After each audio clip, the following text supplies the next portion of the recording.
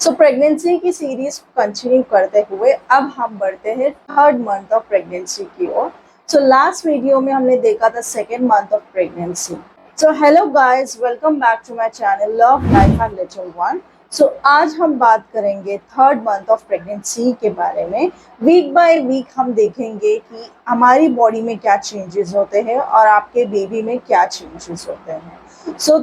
Third month of pregnancy comprises of 9th week, 10th week, 11th week और 12th week. Week by week हम जानेंगे।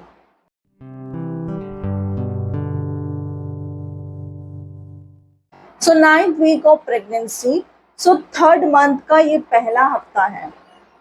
हर किसी को हर कोई सिम्टम्स दिखे ये ज़रूरी नहीं।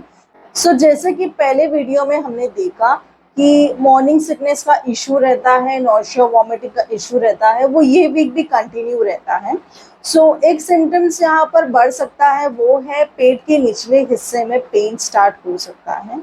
ये इसलिए कि प्रोजेस्टेरॉन के लेवल की वजह से पेट के निचले हिस्से में पेन हो सकता है और ये बहुत ही कॉमन बात है, क्योंकि जब प्रोजेस्टेरॉन बढ़ता है तो कॉन्स्टिपेशन, हमारा डाइजेशन डिस्टर्ब हो जाता है, हमारे पेट में गैस बनना और वो गैस रिलीज ना हो पाना, ये सब रीज़न भी हो सकता है पेट में पेन होने का। अगर कोई आपकी फैमिली की कोई हिस्ट्री है जिसमें कोई जेनेटिक प्रॉब्लम है, ये वीक में आपको टेस्ट करवा लेना चाहिए। आपको ये सारे डॉक्टर से डिस्कस करना चाहिए कि हमारी अगर आपकी फैमिली में कोई जेनेटिक डिफेक्ट है तो ये वीक में ये काउंसलिंग हो सकती है। अब देखते हैं आपके बेबी में क्या चेंजेस होते हैं। नाइन्थ वीक में बेबी का वेट बढ़ जाता है, बेबी की हाइट भी बढ़ जाती है। जो बेबी के पीछे टेल होता है वो अब कम्प्लीटली डिसअपियर हो जाता है। बेबी की आईलिड्स भी फॉर्म हो जाती है, लेकिन बेबी अभी आँख नहीं खोलता, उसकी आँख जो है वो बंद होती है। फीटस में इतने पार्ट्स तो बन जाते हैं कि बेबी अभी सारे पार्ट्स को शेक कर सकता है, फ्रीली मूव कर सकता है।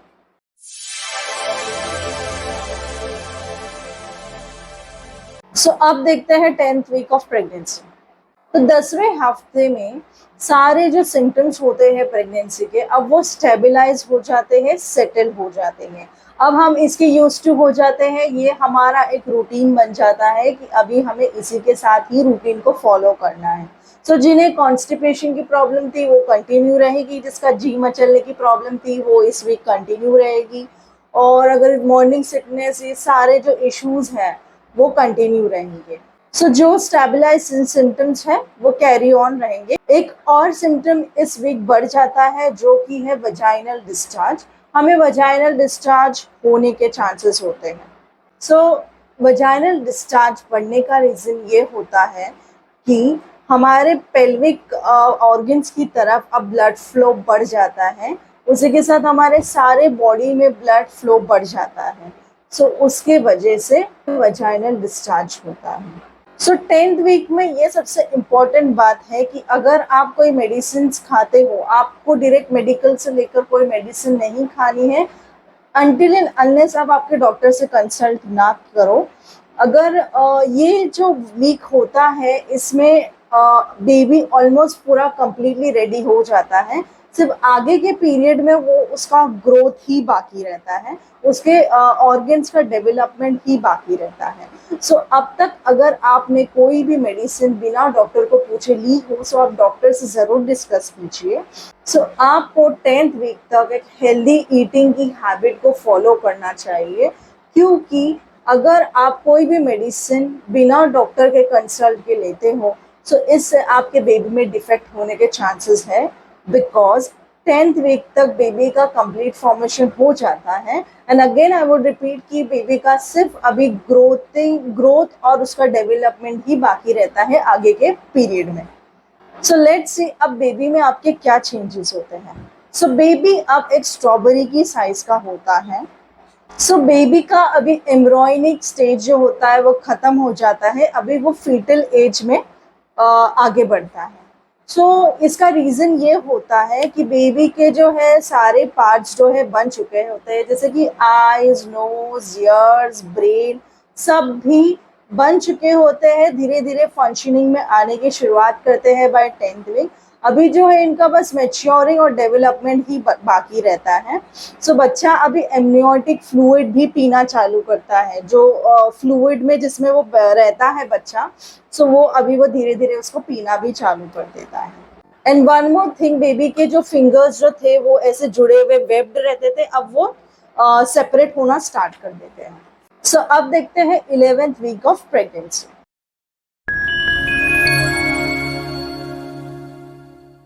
सो अब तक जो है प्रेगनेंसी फिर सेटल हो जाती है, हम वही रूटीन को फॉलो कर रहे होते हैं। सो ये मॉर्निंग सिकनेस की वजह से हमारा 2 से 3 किलो वजन जो है वो कम हो चुका, क्योंकि आपका वेट कम होने से बेबी पर कोई इम्पैक्ट नहीं पड़ेगा। बेबी को जो न्यूट्रिएंट्स हासिल होते हैं वो आपके ब्लड के थ्रू सप्लाई होते हैं। सो वेट से कोई इम्पैक्ट नहीं पड़ता। सो इस week 11th week of pregnancy में हमारा ब्लड फ्लो बढ़ जाता है, साथ ही साथ हमारे ब्लड की क्वांटिटी भी बढ़ जाती है। सो जैसे हमने पहले बात किए थे कि हमारा ब्लड जो है वो थिन होने लगता है due to easy supply of nutrients to the baby. So उसकी वजह से हमारे पूरी बॉडी में हर जगह सप्लाई जो होता है वो फास्ट होता है और ज़्यादा होता है। सो उसके वजह से हमारे नेल्स काफ़ी बढ़ना स्टार्ट हो जाते हैं, हमारी हेयर की ग्रोथ बहुत अच्छी हो जाती है, हमारे जो टोज के जो नेल्स होते हैं वो भी काफ़ी अच्छी तरह फास्ट ग्रो करते हैं। सो वो जो हार्मोन प्रोजेस्टेरॉन होता है वो भी तेज़ी से बढ़ता रहता है।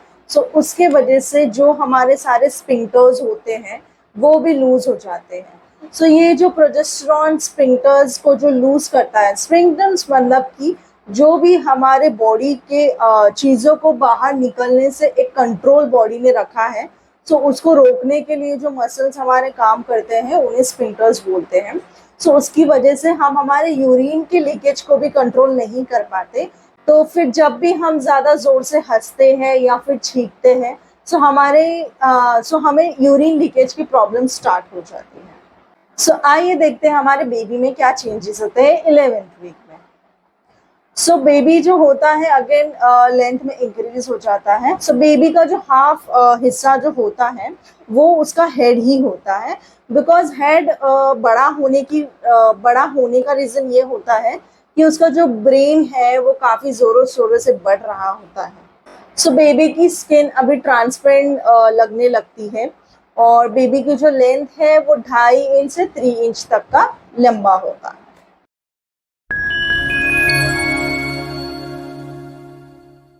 So let's check out 12th week में हमारे बॉडी में क्या चेंजेस होते हैं। So almost by the end of 12th week हमारा 3rd मंथ कंप्लीट हो जाएगा। सो 12th वीक में अबॉर्शन होने के ज़्यादा चांसेस होते हैं, ये एक इम्पॉर्टेंट बात है। सो 12वें हफ्ते में जो अबॉर्शंस के रीजंस होते हैं वो मोस्ट ऑफ बेबी में जेनेटिक डिफेक्ट्स की वजह से होते हैं। सो 12वें हफ्ते में हमारी बॉडी में भी काफ़ी सारे चेंजेस होते हैं। सो जो हमारे सिम्टम्स थे, जी मचलना और वॉमिटिंग, मॉर्निंग सिकनेस, नौशिया वगैरह, वो अब कम होना स्टार्ट होते हैं। लेकिन इसका मतलब ये नहीं कि ये कम्प्लीटली डिसअपियर हो जाते हैं। एज इन माई केस मुझे अब तक भी ये सिम्टम्स कैरी ऑन थे। सो किसी किसी में ये सिम्टम्स जाने के लिए 15 to 16 वीक तक रुकना पड़ता है, और किसी किसी को तो ये सारे जी मचलना और वॉमिटिंग वाले जो सिम्टम्स होते हैं वो through out 9 month of pregnancy में रहते हैं। सो जो ये एससीजी नाम का हार्मोन था, जब हमने कंसीव किया, जब ये हमारी बॉडी में काम चालू कर देता था, तो ये प्रोजेस्टेरॉन को बढ़ाने में जो हेल्प करता था। सो अब ये एससीजी का काम जो है वो प्लेसेंटा ले लेता है। सो प्लेसेंटा जो है वो एक जेली लाइक टिश्यू फॉर्म होता है in the span of 3 month. So uterus का साइज भी अभी बढ़ने लगता है। यूटेरस एक छोटे से बॉल की तरह होता है। सो मदर के जो निप्पल्स होते हैं उनका कलर चेंज होने लगता है। एरियोला जो होता है निप्पल्स का, जो ब्लैक पोर्शन होता है, उसका साइज बढ़ने लगता है, और अभी हमारी भूख भी बढ़ने लगती है। सो अब देखते हैं बेबी में क्या चेंजेस होते हैं। सो बेबी के जो आईज और कान जो होते थे वो फीटस के दोनों साइड में हुआ करते थे, जो दोनों अभी करीब आने लगते हैं, और जो बेबी की जो अतड़ी इंटेस्टाइन होती है वो एम्बिलिकल कॉर्ड से माँ से जो अटैच रहती है, सो वो काफ़ी माँ की तरफ होती है, वो अभी धीरे धीरे अंदर होके प्रॉपर इंटेस्टाइन बनने लग जाती है।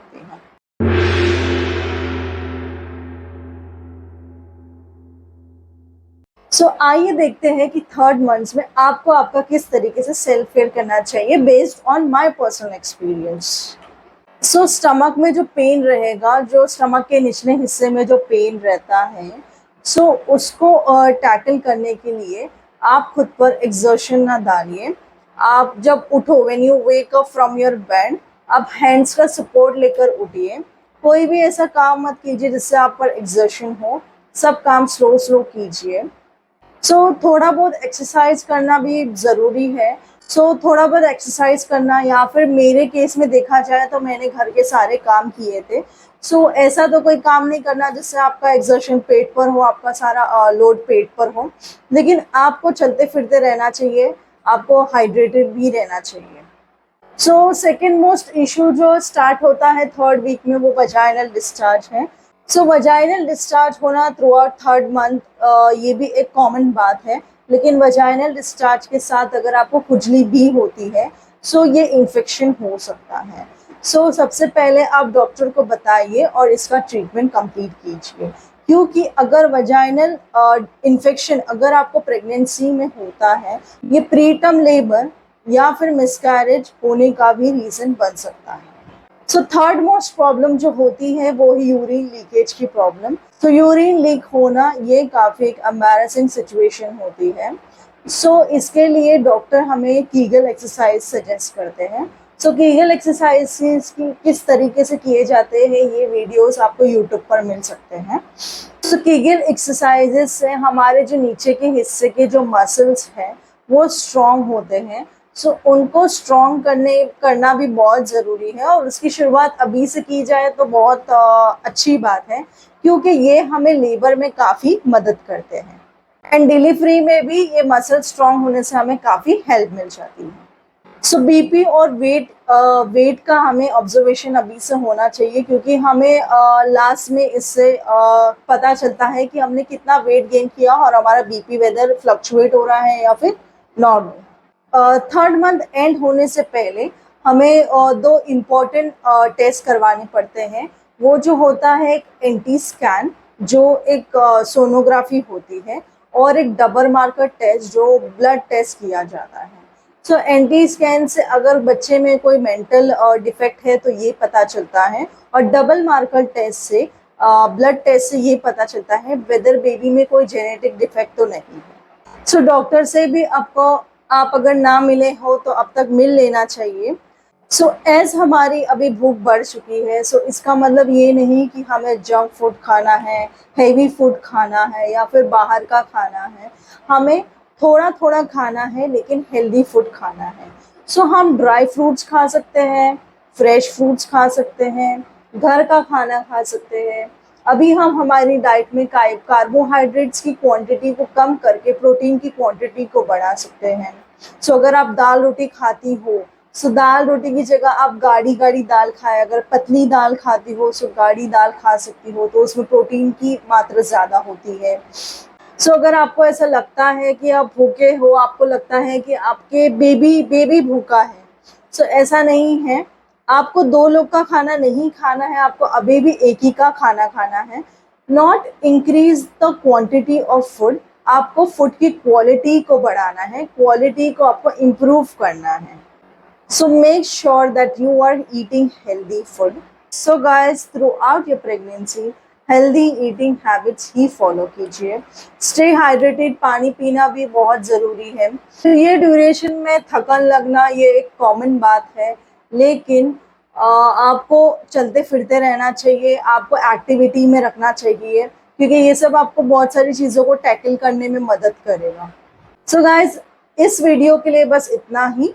मिलते हैं नेक्स्ट वीडियो में, सीरीज को कंटिन्यू करते हुए। आज हमने जाना कि थर्ड मंथ ऑफ प्रेगनेंसी में हमारी बॉडी में क्या चेंजेस होते हैं, और हमें हमारी सेल्फ केयर के लिए क्या फॉलो करना चाहिए।